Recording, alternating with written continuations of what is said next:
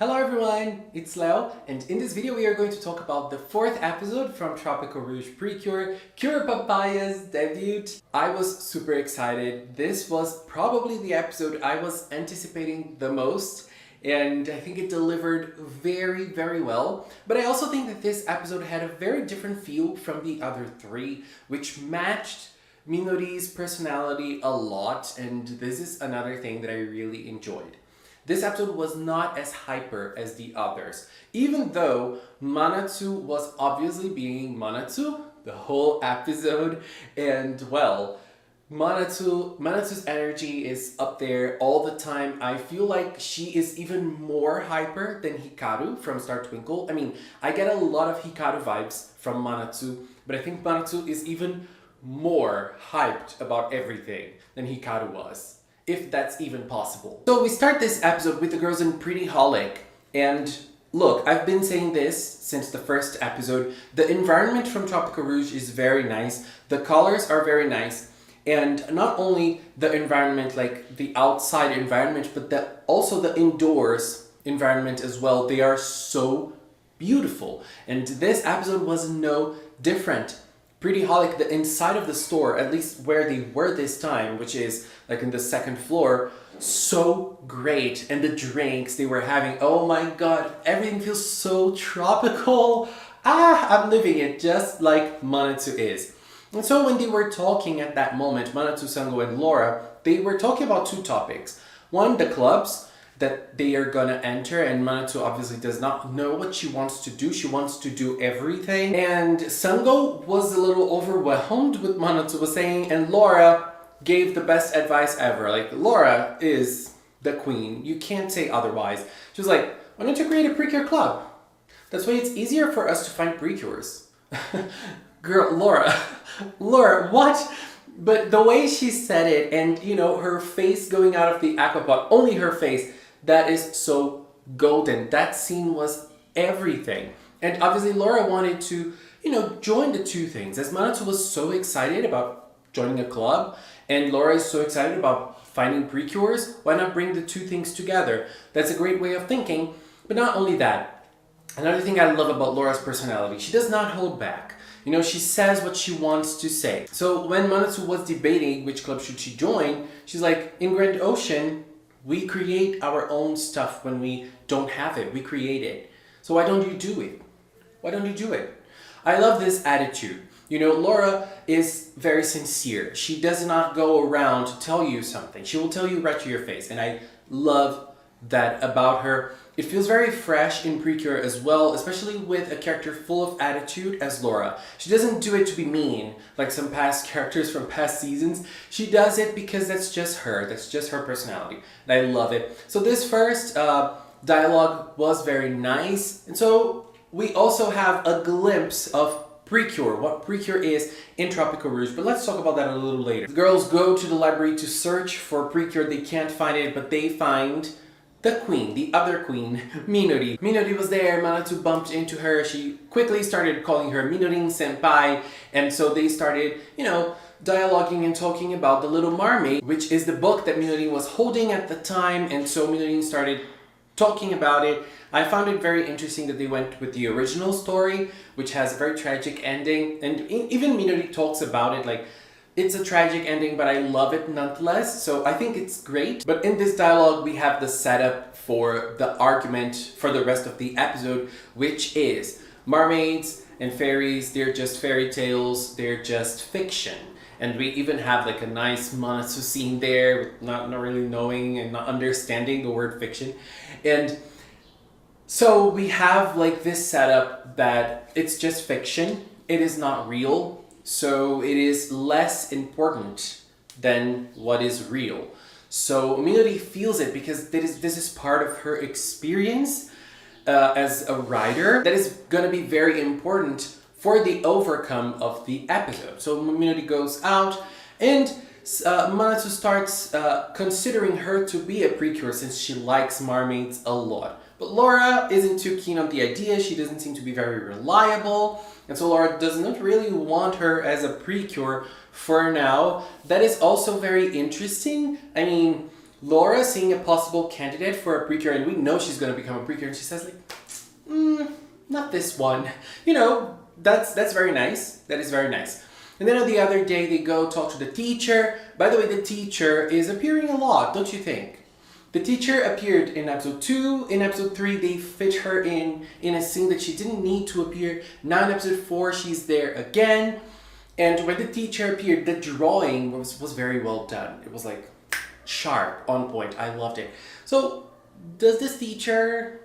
can this teacher be something important in the story? I don't know, we'll get there. So they talked about Minori being a writer, and she was part of the literature club. So the girls went on to find Minori's story. But when Minori saw them, they started talking and they started explaining Minori's story to herself. And Minori was like, stop it. I don't want you to do that. I don't want you to read my story. That is just fiction. That is not something valuable at all. And there are two things very interesting in this scene. The first one is that Manatsu is the one that steps up and says, look, I'm sorry that I read it, but it's interesting that she noticed that it was something that Minori didn't really want to open up about, but at the same time, she was very interested in the story. And so this story creates the setup for Minori's character in this episode, which is Minori wrote this story. She seems to be proud of this story, and she showed this story to the literature club, and the literature club obviously rejected it. Probably because it is a story about mermaids, about things that don't exist. And the story itself is very interesting, and like the idea of a human girl, which looks very much like Minori, going after finding a mermaid on the beach and then saving her, and they go on a quest to save the fruits of the world because there's a dragon that wants to eat all the fruit on Earth. And so they go on and they defend the fruits using the legendary papaya. That was incredible. And obviously, Minori wrote that story, and she made a little self-insert of herself as the main character, joining it with her passion for mermaids and, you know, her passion and her longing to be the main character, to be the one to control the story. And she never really felt as the main character, but in the story she did.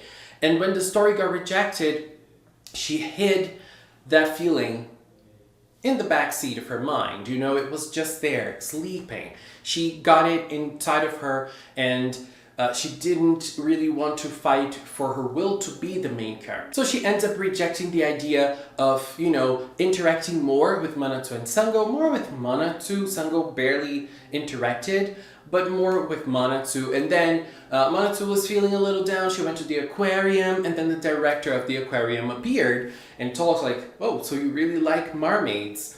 So there is this mermaid exhibition. You should go to this mermaid exhibition. And so she goes to the mermaid exhibition with Sango. But before that, let's talk about this scene of the director. The director appears again, talks about mermaids again. And in Aozora City, we have lots of mermaids, lots of stuff about mermaids, and we even have an exhibition in the museum of mermaids. Like, mermaids are the talk of the town. Why is that? And why is that director is always appearing to talk about mermaids? What is happening?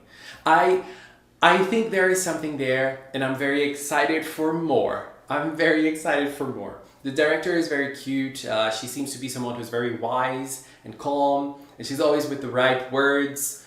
I hope there's something. I really hope there's something. So, getting to the museum, the girls get there and they start watching the mermaids and seeing the mermaids. Laura is like obviously the golden character in this moment. Like, this isn't a mermaid. This is just created by humans. I love this moment so much. Laura, you are godlike. And at that moment, Minori arrives. Minori also loves mermaids, so she obviously wanted to see the exhibition. She asks for forgiveness to the girls because of what happened in the day before at school. But Laura was there. That scene of Laura as a statue, and Minori was like, this is very real. I loved that scene so much. And Laura's face. Come on, Laura's face. But then they were like, no, this looks very real, doesn't it? And so Minori just turns back and starts talking about the Little Mermaid. And then she says that the Little Mermaid ended up sacrificing herself for a human. And then Laura was there listening to everything, and Laura could not hold back. She said, like, sacrificing ourselves for humans? This is so stupid. And then they turn on Laura. Monats and Semno's faces. Oh my god. This season has everything. This season has everything. And then obviously Minori's reaction was great. And then, you know, Laura ended up opening up with her that she's a mermaid, and then they started interacting. But this scene was very good. This scene was very good because we had Minori. You know, she was there. There was one thing that was very important about this episode, which was the sunset. Most of the episode was happening during the sunset, and there was this big, beautiful orange effect on the episode itself, but it was also important to create the light and shadow effects that were very important for Minori's character. At this point, she was staying in the sun, and when she started interacting more with Laura and having to deal with the fact that mermaids are real and not only something from her mind, some fiction, she went to the shadows. She stepped to the shadows because that was the truth she always wanted to see. But how does that change her life? Does that actually change her life? Is she ready for that change? She's not. So she steps into the shadows. She doesn't want to be in the light. And so at that moment, Manatsu gets close to her. And when Manatsu gets close to her, Manatsu stands in the light and she stands in the shadow. And so we have this beautiful scene of Minori standing in the shadows and Manatsu standing in the light. Manatsu asking her for her to be a precure, and that's when she says, I'm not the main character. I can't be one. And Laura is like, see? I told you. Laura has no patience whatsoever. But then the villain attacks. This time we have a new villain. Numidi is around and I loved her. But let's talk a little bit about her later on. Because then the girls start fighting. Very interesting that the transformations were cut. We just had the girls using her charm points in their transformations. And obviously things had to go quicker. And then they start fighting. We have Cure Coral manifesting Cure Anjay this time with her shield not working. Thankfully, that's not her main attack. Cure Anjay, I'm so sorry.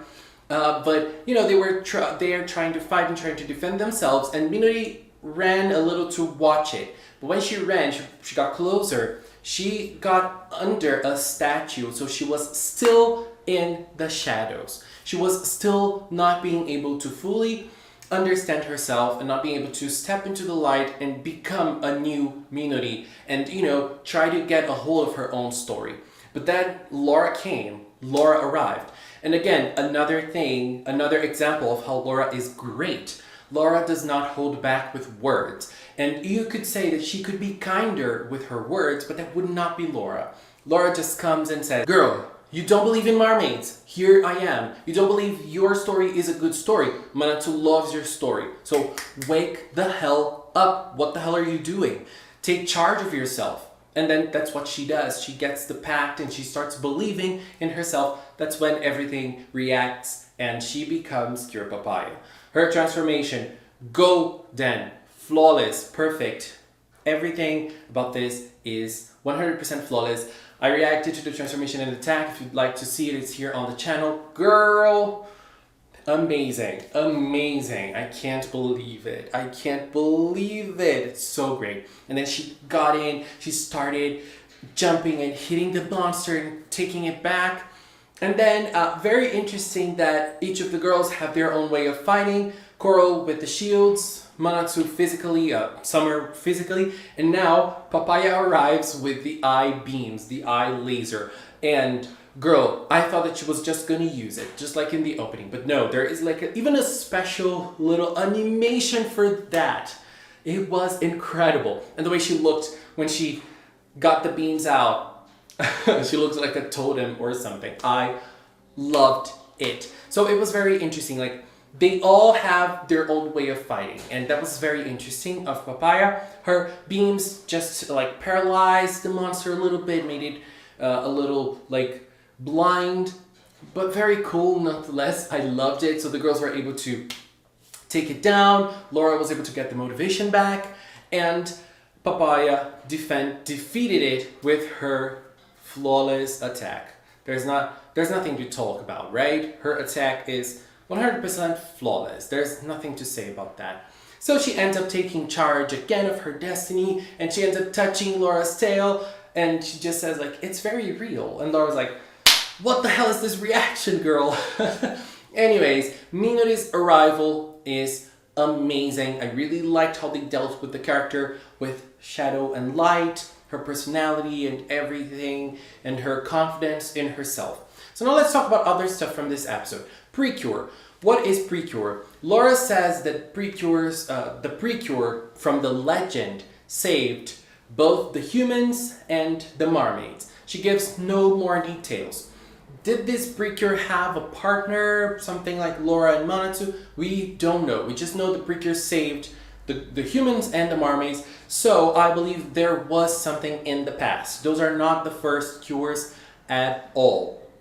I'm very curious to see if we're gonna see this cure. I believe we will, because we saw her silhouette basically in this episode. And I wonder if she has something to do with the director, because the director is always talking about mermaids. Was she the past Precure? I believe she can be one. I really believe so. And if she actually is, I hope there's a miracle in one of the episodes and we see her again as Precure. Hardcatch Precure, I'm looking at you. And another thing that I want to talk about, this time not something very good, is Sungo. Sungo disappeared in this episode, and I understand Sungo is more quiet and she's a little bit like shyer, and we have two big personalities around her, which are Laura and Manatsu.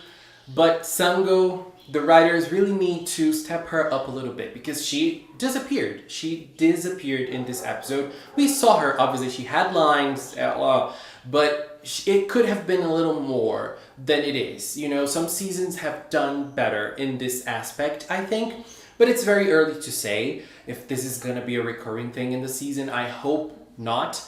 But apart from that, I feel like the episode did very well with the other characters, with all the other characters. And last but not least, let's talk about Minori, which is the new villain. Oh my god, she's actually a doctor. Yes, she is everything. Her voice is everything. She has this lazy but sexy voice at the same time. And she's very angry that she needs to take care of Shongide, who got hurt when cooking. Aren't you a chef? And she was like taking care of him, but then like, oh no, you're just taking up my time. Every time someone gets hurt, you're just taking up my time. Girl, you're a doctor. But I loved it. And Butler said that since Shongide was hurt, she was the one that actually had to go and attack the girls. Which is great because we saw her for the first time. I really loved her and I love the way she teases the girls. She has this kind of like sexy and sassy attitude towards the girls. Like she is very kind in this sexy and malicious way. She's very kind, like she says that she wants to take care of you, but in reality we know what that take care mean, right? We know what that means, girl. But I loved her. I really, really loved her. I'm loving the villains in this season. I think she's gonna be amazing. I cannot wait to meet that little shrimp. She's also gonna be great. But so far, I really like Shongide. I really like Minori. Both great additions to Tropical-Rouge. Next week, we are gonna have the Queen Flamingo joining. I loved the little preview. Laura clinging onto her. This is gonna probably be the opposite. Laura, who didn't really want to believe Minori could be a cure, with Flamingo, it's gonna be totally different. She will look at Flamingo and say, girl, I want this girl as a cure. I really want her as a cure. Oh God, I just cannot wait for next week. Flamingo is gonna arrive. I think she is going to be very impressive to all of us. We are all waiting very anxiously to Flamingo. Anyways, this was my view on episode 4 from Tropical-Rouge Precure. A great episode, a great arrival for Minori. And I really want to hear from you. Please leave a comment with your opinions on episode 4. Let's keep talking. And I want to take this time to thank the members of the Magical Cinnamon channel. If you are a member, I really, really appreciate all of your support. I really appreciate that you believe in Magical Cinnamon.